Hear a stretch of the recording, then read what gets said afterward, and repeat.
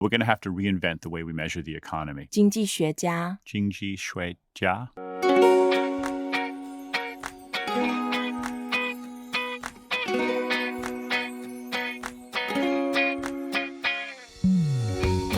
Hello and welcome to Talk Chineasy, where we teach you Chinese with ease. My name is ShaoLan. I'm going to teach you a useful phrase of Chinese every day. In this episode, we are going to talk about something very important. Everybody is affected. It's called economy.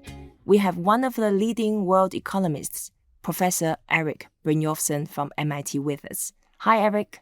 Hi, ShaoLan. 你好. 你好 The way to say economy in Chinese is 经济.经济经济. 经济 Exactly. And 经, that means to go through, to endure, to undergo. And the original meaning is actually the shape of weaving. So weaving through. Huh. So the economy is like a tapestry. It is. So the old meaning was weaving through.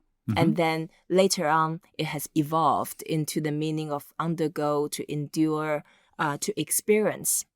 And experience through some experiment or some journey. So it's to get through something. Okay. And then ji, the second character, fourth tone, ji, Ji.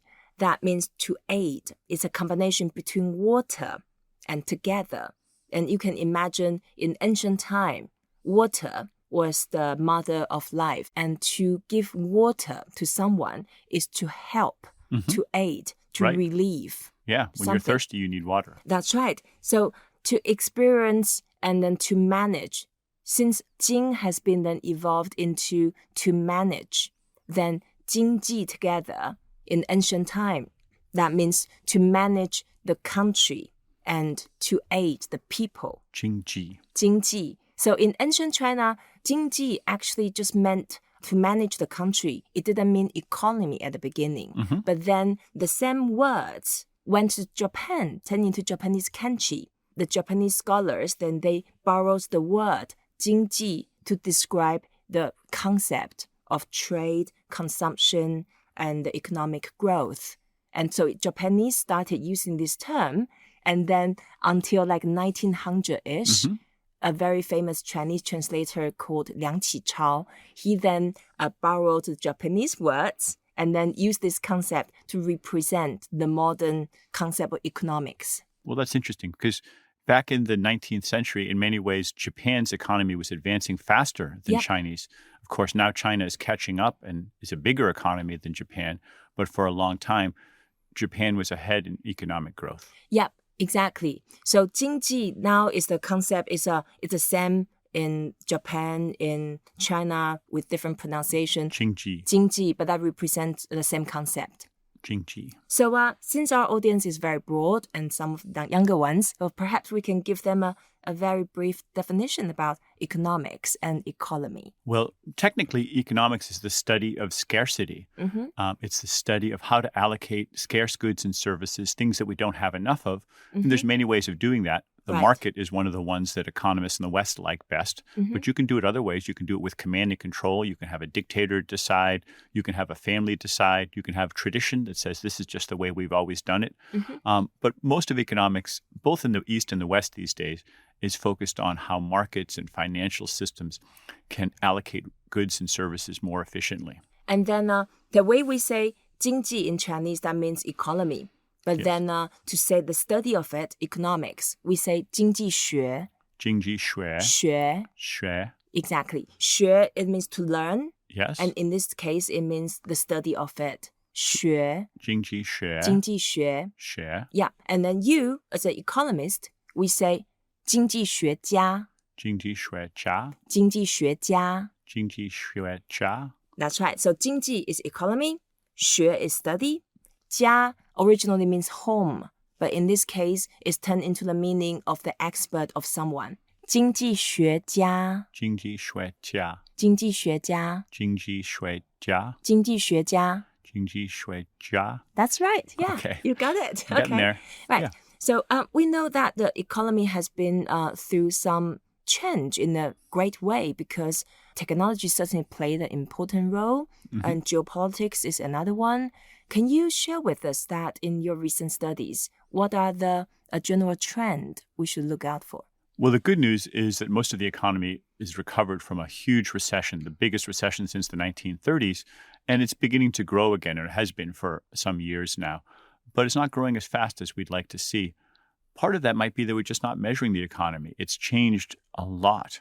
A lot more digital goods like GPS or Wikipedia or free podcasts like this one. Yeah. And they don't tend to get counted in our official economic statistics, even though I think they create a lot of value. That's right. So what should we do with them? Well, we're going to have to reinvent the way we measure the economy.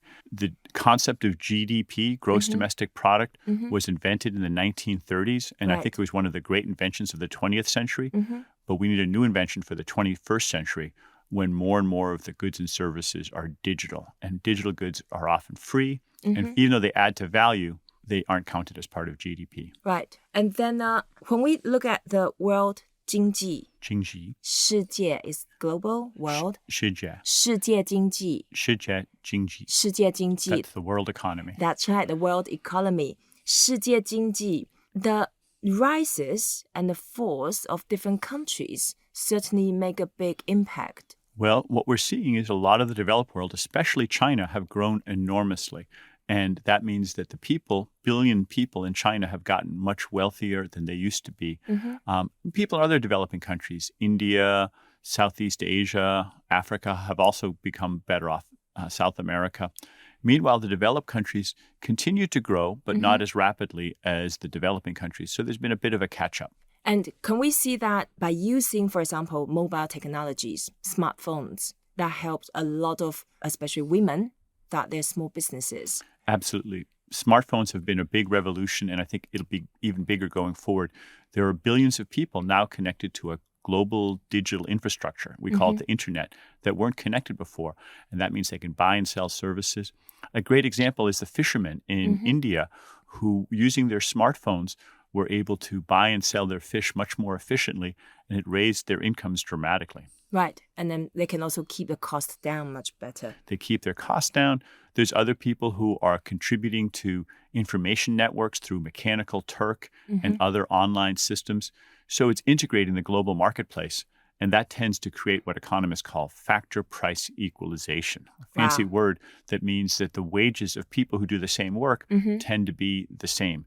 So if a person in China or India can do the same work as a person in Germany or the United States, on average, they'll tend to get paid a similar amount. Right. Okay. So technology is very important for 世界经济. 世界经济. 世界经济.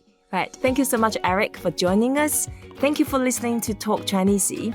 I hope you enjoyed this episode. We learned how to say economy, 经济, 经济, with Erik. Please don't forget to rate us, review us, and share what you have learned. Until next time, 再见. 再见. 谢谢.